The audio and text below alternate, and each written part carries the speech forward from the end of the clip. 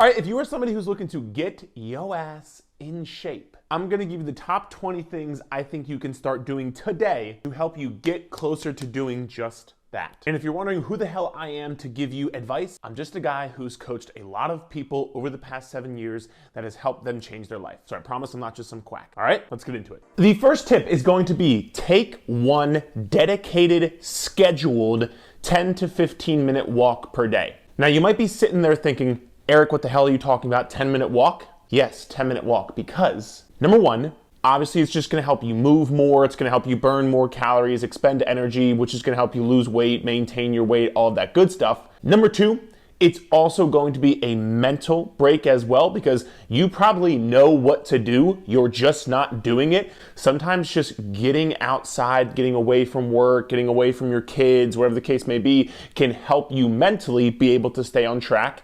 And then number three, I think the most important part of it is you are practicing the skill of setting aside time and scheduling in your health and fitness journey. So many people who are gonna watch this, maybe you, have so many things going on. Maybe you have a family, maybe you have school, maybe you have your job, maybe you have, friends, this, that, and the other. You're always doing other things. You need to be able to get better at the skill of doing things for you, because unless you figure out how to prioritize you and how to set aside time for you and your journey, you'll never end up doing the actions that it's going to take, like working out, like meal prepping, like sticking to your diet. You'll never end up doing those things because you're not good at the skill of setting aside time and making yourself a priority. So first and foremost, taking a 10-minute walk per day. Second tip is gonna be making 80 to 90% of your food throughout the day come from nutrient-dense whole foods. I like to kind of say this as if it grew from the ground, if it flew in the sky, if it roamed the earth, if it swam in the ocean. Those are the four main things you should be eating for the majority of your diet throughout the day. So let's just say roughly you're eating 2,000 calories per day.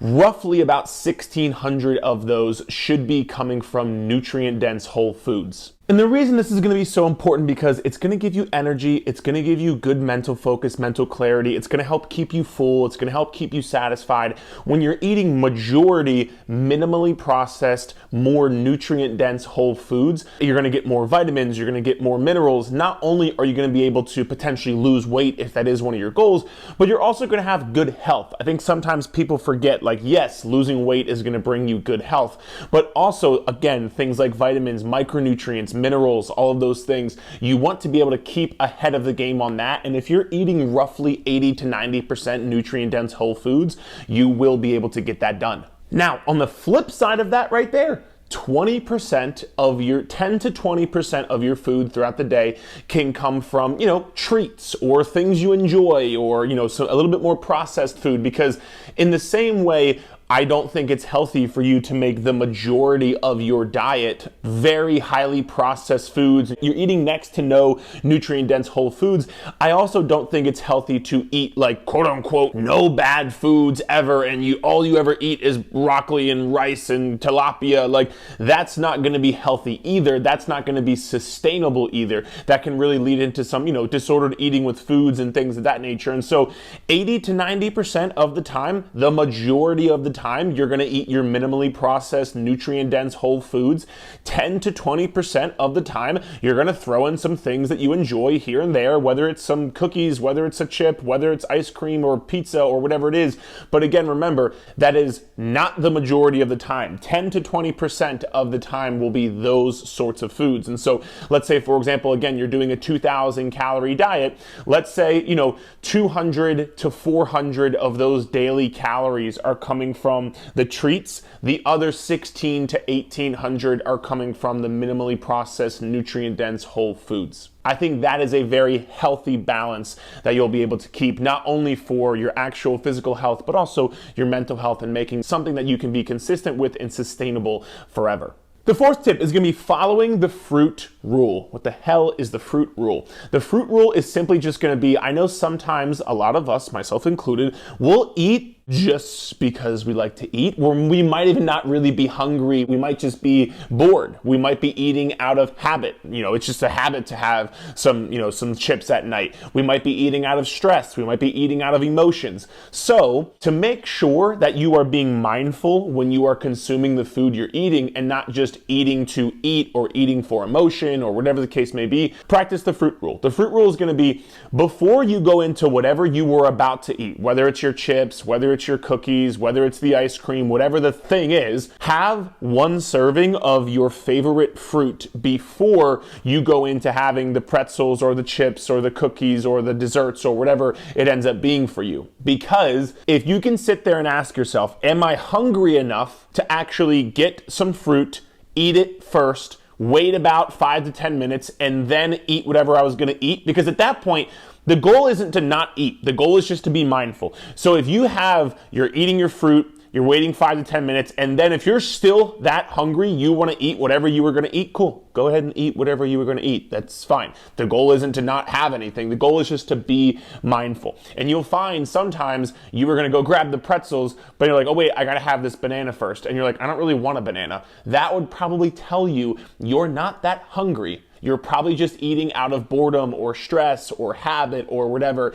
the case may be. So if you're willing to eat a piece of fruit first, cool. If not, maybe take some time to rethink your decision. Number 5 is going to be a rule of no Tickle Fest. And listen, I'm not saying you can't ever have Tickle Fest, because if that's your thing, by all means, I don't want to know where you're doing this, but if you're having Tickle Fest, you can keep having them. But when you're doing your strength training workouts, no Tickle Fest. And what I really mean by that is, I'm being facetious, but what I really mean by that is when you're doing your workouts, especially your strength training, weightlifting workouts, these should not be workouts where you're having a Tickle Fest in there. They shouldn't be workouts that are super easy. It shouldn't be just like, oh, I'm doing 10 reps and okay, I'll kind of rest and I'll do some bicep curls and I'll rest.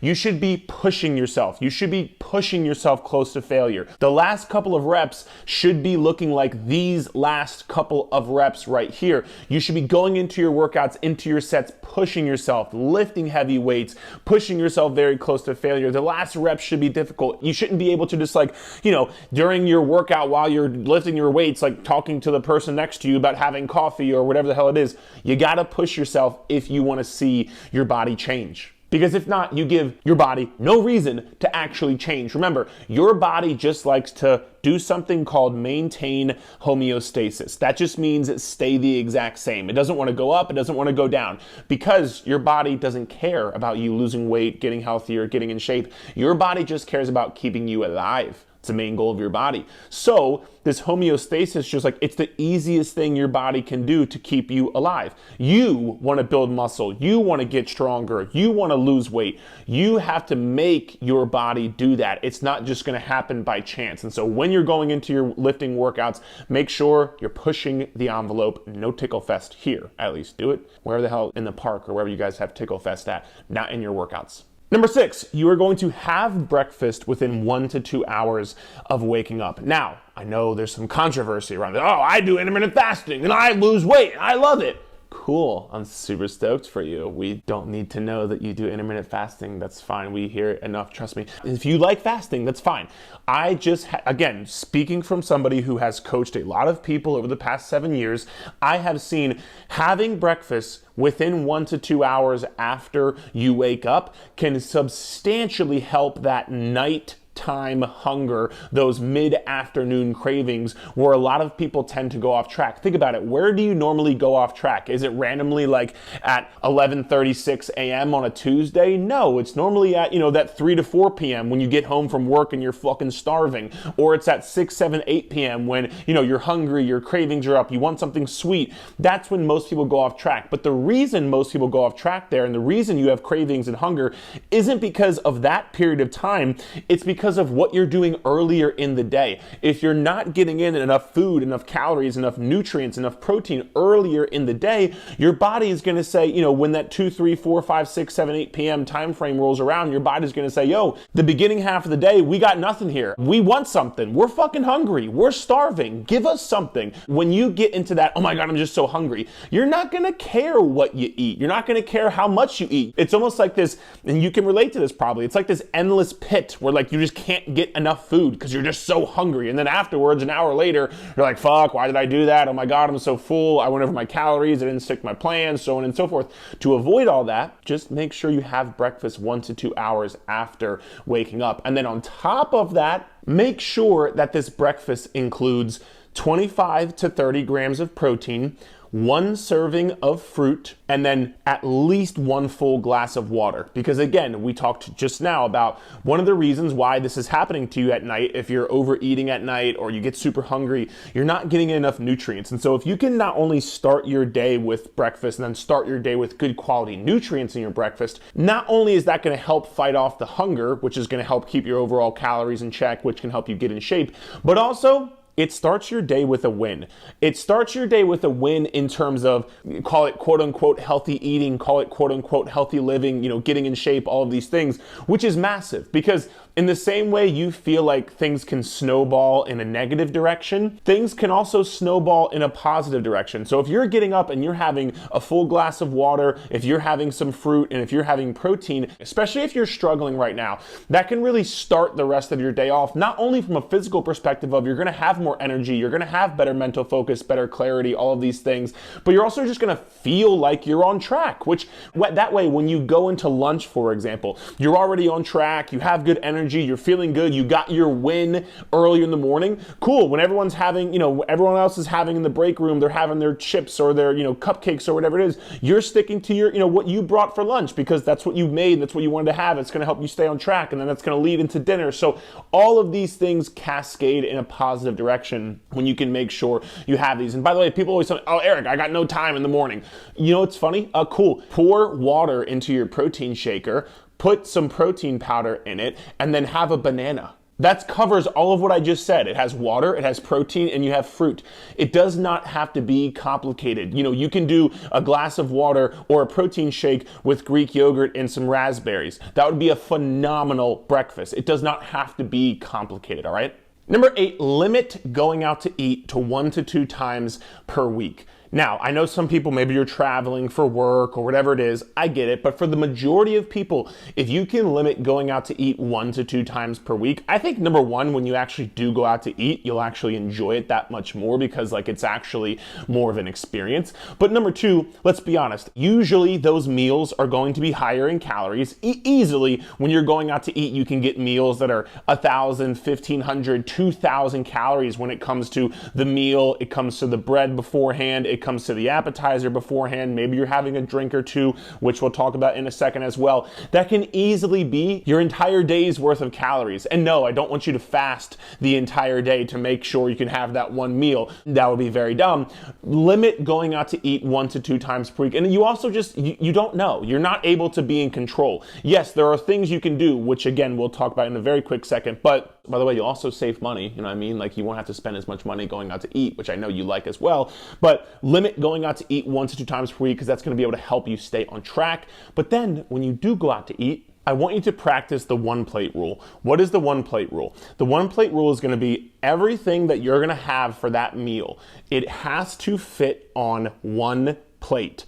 And you have to be able to see some of the plate, okay? This isn't okay, 1 plate, I'm gonna cover every square inch possible with food so I can fit it on my 1 plate. I need you to see some of the plate, okay? So that's number 1. Number 2, you have to make 1/2 of the plate vegetables, make 1/4 of the plate protein, and then make the other 1/4 of the plate carbohydrates. And again, see some of the plate. All of it's on 1 plate. You wanna be able to see some of the plate, vegetables on 1/2, protein, carbs on the other. Eat all of the vegetables and all of the protein before you head into your carbs. Because this way, when you go into those yummy carbohydrates, you're gonna be much more full, which means you'll usually practice much more moderation, which also means you're also gonna be able to keep your overall calories in check as well. And if you're doing an appetizer, the same thing would apply. I would get one of those small appetizer plates. And if you can, I would really probably only use up 1/2 of the appetizer plate.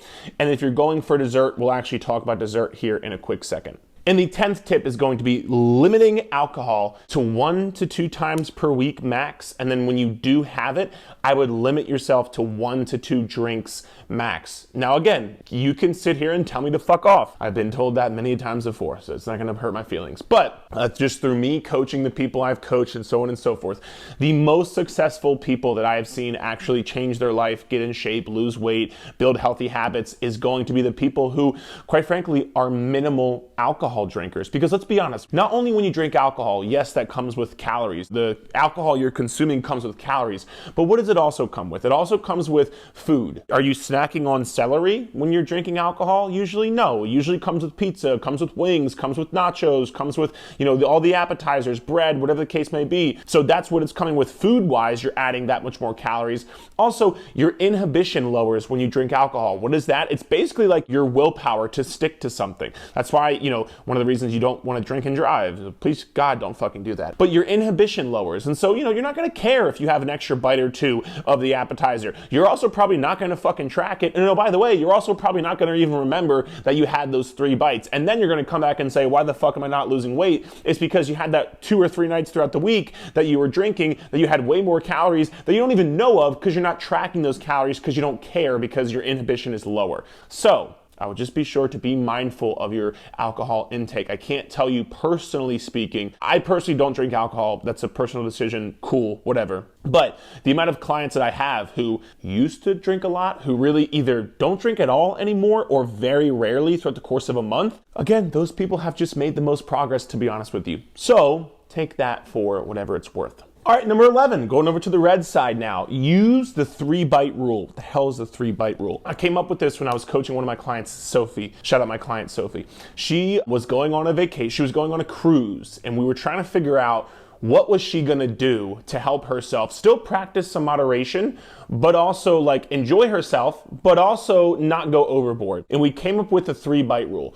Here's the 3-bite rule. Whatever you're about to have, if it's a dessert, if it's an entree, whatever, you're gonna have 3 bites of it, wait about 10 to 15 minutes, and then just simply decide if you're gonna have any more. And honestly, her 3-bite rule was take 3 bites and you're done, because it all tastes the same after 3 bites. At that point, you're just eating just to eat more of it, which is just then gonna cause your calories to spike up even more, which then makes it harder to practice moderation and be within a moderate calorie amount. And so for her, when she would go into ice cream or desserts or whatever the case may be, she had 3 bites of it, took her time. It was like, she didn't inhale it. She took a bite, chill the fuck out, take a bite, chill the fuck out. She was able to still get the experience of the dessert or the entree or the appetizer or whatever it was, but she took 3 bites and left it. This way, she was able to practice much more moderation. She didn't feel overly stuffed. She didn't feel, sick or anything from eating too much. She actually felt really good because she was able to have it, but not have so much of it.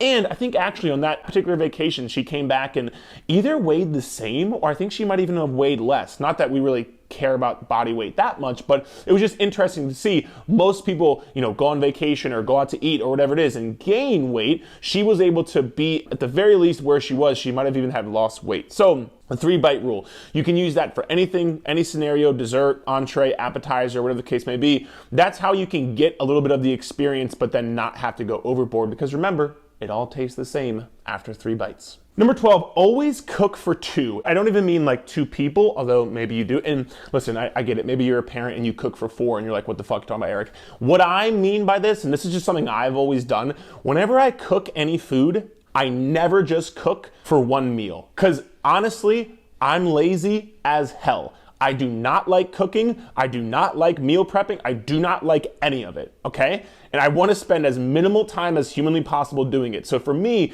if I'm going to cook something, it better last me at least 2 meals, because I know I'm not going to want to go and cook again. But I can easily just take what's in the fridge, either put it on the pan and heat it up, or just put it in the microwave and heat it up, and I'm good to go. And this is especially when you're cooking your protein sources. So when you're cooking meat, when you're cooking fish, when you're cooking, poultry, that's chicken, right?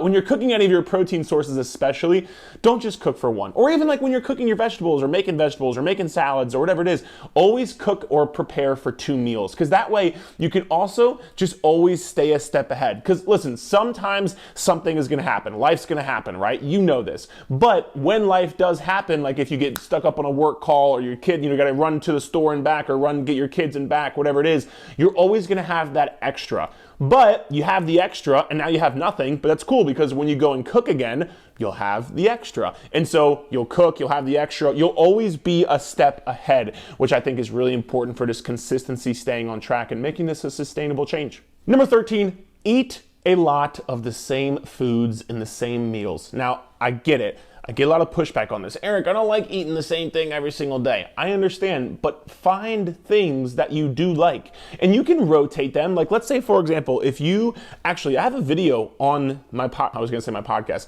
I do have a podcast. If you haven't listened to my podcast, it's Eric Roberts Fitness Podcast. It's available on all platforms. It'll be in the link in the description of this video. So if you want to check it out, check it out. But I actually have a video on YouTube on how I suggest kind of like setting up your meal plan, setting up your meals and stuff like that. So you can feel free to check it out if you'd like to. But if you have like 3 breakfasts, 3 lunches, 3 dinners, and 5 snacks, right? Now, let's say, for example, you have the same breakfast one week and then switch it up. Same breakfast one week, switch it up, so on and so forth. Or if you do one breakfast one day, one breakfast one day, one breakfast one day, repeat. One breakfast one day, one breakfast. So you can switch things up, right? Or, if you're having chicken, you can do it in the pressure cooker. You can do it in the air fryer. You can do it on the grill. You can do it in the oven. You could change the sauces. You could change the seasonings. Like, you have different things, and it can be very slight changes, but the majority of the meals and the foods stay the same because it's so much easier to track. It's so much easier to be aware of and know how many calories you're consuming. It's so easy to know that you're on track. Like, we'll use calorie counting, for example.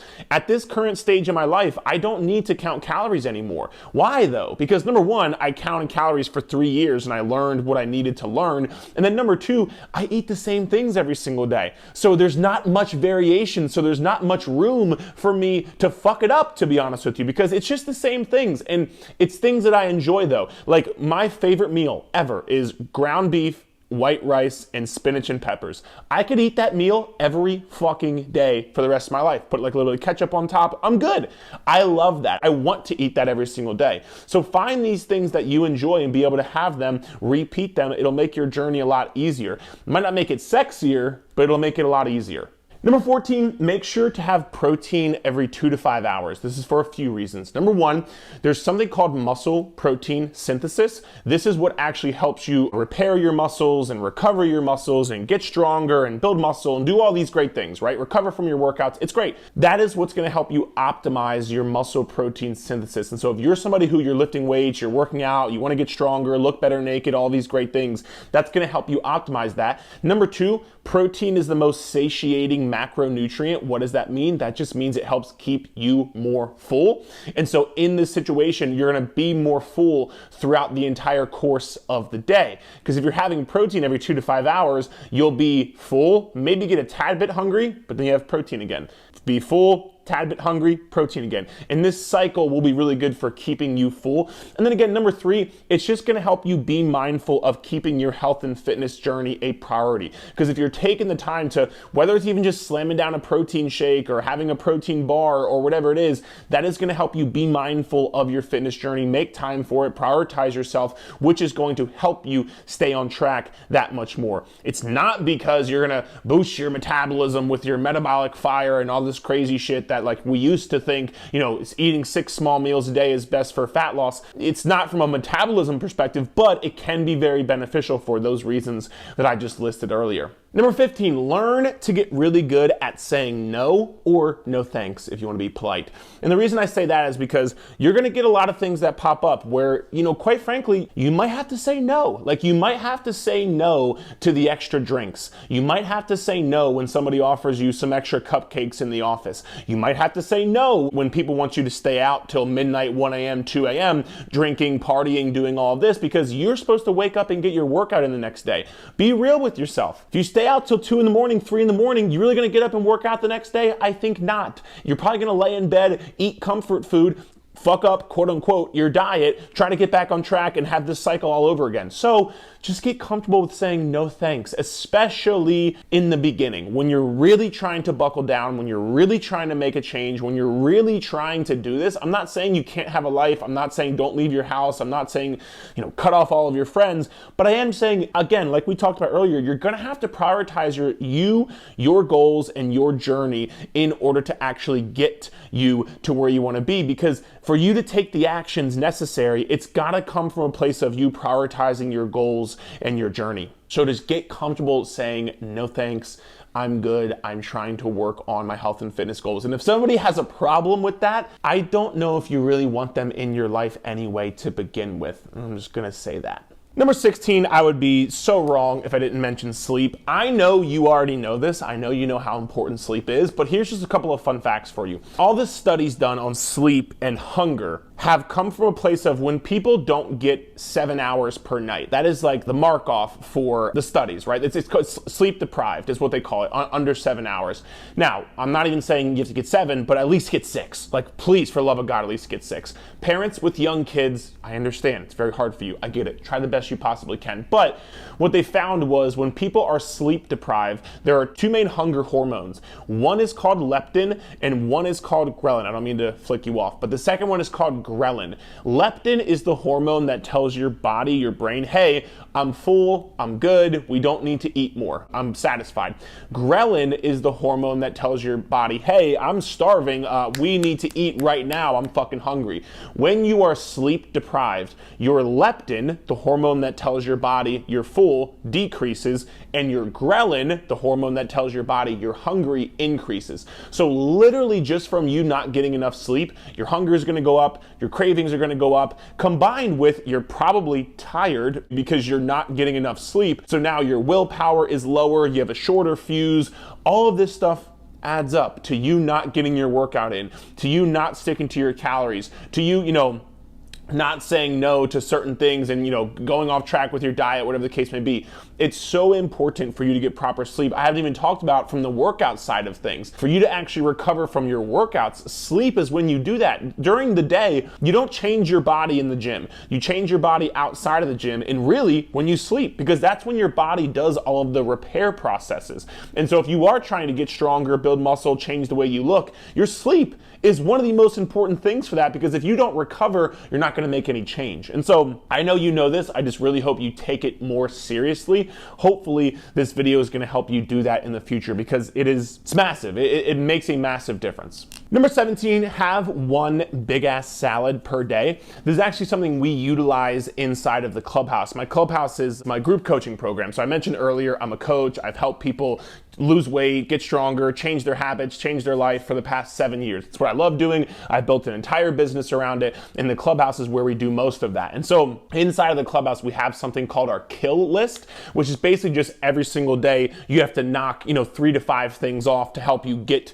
along your journey, lose weight, get healthier, all of that good stuff. One of the items on our kill list, I believe it's either in month 2 or month 3, is you got to have one big ass salad per day. And when I say this, don't overcomplicate it, please, for the love of God, okay? When I say a big ass salad, people, oh, what do you put in it? What dressing do you use? This, that, and the other. Here's what I do. You can do this if you want to, but here's what I do. Actually, I'm gonna go get it. I use this salad bag right here from Trader Joe's. All right, free plug for Trader Joe's. Trader Joe's, you wanna sponsor me? Let me know. I have this right here. I pour all of the lettuce and stuff into a massive bowl. I then take all of the condiments inside, all of the, it has like, what does this thing have? It has the cheese, it has the tortilla strips, it has the dressing. I don't use the cheese because I don't fucking like cheese. But everything else I do use, and here's what I do. I just use half of all of it. So the dressing, I use half of it. The chips, I use half of it, okay? And so you're gonna ask me, how do you track that though, Eric? Because just use the back and then do half. So this right here, there are 4 servings per container. The lettuce and shit is fucking no calories, right? All of the calories really is gonna come from the extra condiments, okay? So I don't even use the cheese, but I use the tortilla strips and the dressing, okay? So if there's 4 servings and each serving is 160 calories, I just do 2 servings. So it's 320 calories. And even then, I probably eat less than that because I don't even use the cheese. That's probably where most of the calories come from anyway. But It's very simple. Just use like half of whatever the serving sizes are, right? So, but I put that in a big bowl. I put some protein on top, whether it's chicken, whether it's ground beef, whether it's ground turkey, whether it's fish, steak, whatever it is, put some protein on top and I call it a day. That's what I do for mine. You can make your own, but just please don't overthink it. Get a big bowl, put some fucking green shit in it, put some protein in it. Don't bathe yourself in ranch dressing. Like, save that shit for later whenever you guys do that. And then that's it. Have your one big ass salad per day. It's going to help. Number one, take the guesswork out of your eating, which is massive. It helps so much. Number two, it's going to help keep you full because you can eat a lot of food. This is a lot of food volume for not that many calories. And when you're talking about getting in shape, staying in shape, getting healthier, one of the things you need to do is control your overall calories. And so if you can have low calorie, high volume food where you can actually eat a lot of food for not a lot of calories, that can really help you out. Number 18 is going to be having protein and carbs pre and post workout. So before your workout, trying to get some sort of protein and some sort of carbohydrates 30 to 90 minutes before your workout. This is going to help you go into your workout with more fuel, with more energy, which will have you have better performance overall. You'll lift more weight, you'll do more reps, you can push yourself closer to failure. That's going to help your results that much more. And then post workout, same concept. 30 to 90 minutes post workout, you're getting in 20 to 40 grams of protein and 20 to 60 grams of carbohydrates in that post-workout meal. Again, 30 to 90 minutes post-workout. This isn't the thing where if you don't get a protein shake within 20 minutes, your workout's ruined. No, but I am a big fan of trying to get in that protein and carbs 30 to 90 minutes post-workout because that can help facilitate your recovery process, which can help you recover quicker, which can help you do more workouts, be ready for the next workout either tomorrow or the next day, and then also again just help the recovery process and the repair process, which is going to help you be able to build more muscle, lose more body fat, get stronger, all of those great things that you are looking to do. Down to the last two, number 19. Just don't quit, man. It sounds so cliche and it sounds so corny. And if you've ever followed me, you've probably heard this before from me, but it's the truth. If you just don't quit, you'll get to where you want to be. And even on the flip side of that, just think about it logically. If you quit, you'll never get to where you want to be. So if you want to stay where you're at in this unhappy, unhealthy place where you hate it to begin with, you wouldn't even be watching this video if you were like probably stoked with where you're at. What's worse? You're just going to stay where you are if you quit or dig your hole even deeper. I see this all the time, when people come to us for coaching and, I see this where people, they quit for the last 6 months and then they gained an extra 20 pounds and then they're like, fuck, now I have an extra 20 pounds and now I'm 80 pounds overweight. So you just dig your hole that much deeper that you're gonna have to get out of anyway, because you're just gonna be more unhappy, more unhealthy. You're gonna hate how you look, hate how you feel. So as opposed to digging your hole even deeper by quitting, you just gotta keep showing up. You just have to keep going. You won't have a perfect day. You won't have a perfect week. You just have to keep pushing forward no matter what. Because I promise you, if you do that, eventually the time is going to pass regardless. So would you rather have that time pass trying to take a step forward towards your goals every single day? Or do you want to have that time passed where you quit, did nothing, gained an extra 20 pounds, got out of the routine, feel like shit, and then 6 months later you pop up and you're like, fuck, why did I do that? Whereas if 6 months can go by and even though you haven't been perfect, you've been consistent, 6 months goes by, you've lost 20 pounds, and now you're like, damn, I'm actually pretty stoked with where I'm at. Just keep that in mind, all right? And tip number 20, please. Get some extra guidance and get some extra accountability along the way. You probably know this better than anybody. It's very easy to lie to yourself because when it's just yourself, you can kind of be like, those extra chips weren't that big of a deal. I'm just not going to track that. Or, when you're really stressed at work, you can kind of sit there and say, you know what? It's just one missed workout. It's not that big of a deal. I'll just get it in the next day. I'll skip this one.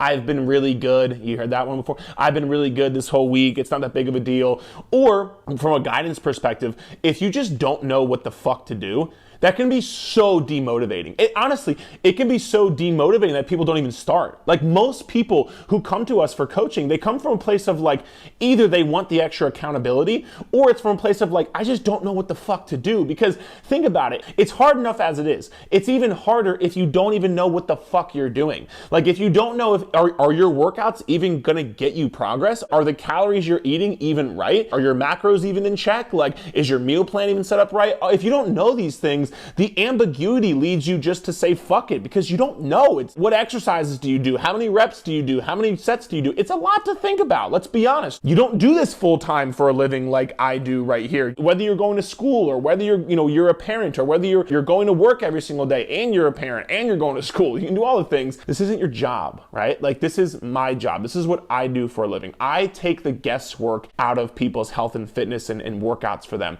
That's what I do for a living. And so get with somebody you trust, get some extra guidance, get some extra accountability to where it's not just you anymore. There's somebody else or a whole group of other people invested. Like, for example, inside of the Clubhouse, I have myself who's in our group every single day. I have 5 other coaches to help with guidance and looking over technique videos and support, accountability. We have all the members inside of there who are in the same journey as you are in, trying to get healthier, trying to get more in shape, trying to get stronger. I take the guesswork out of it for you. Every single workout, here's the workout, here's how many reps to do, here's the exercise, here's how to do the exercise, here's how many days per week, here's your cardio, here's nutrition guidelines, calories, macros, all of it's laid out.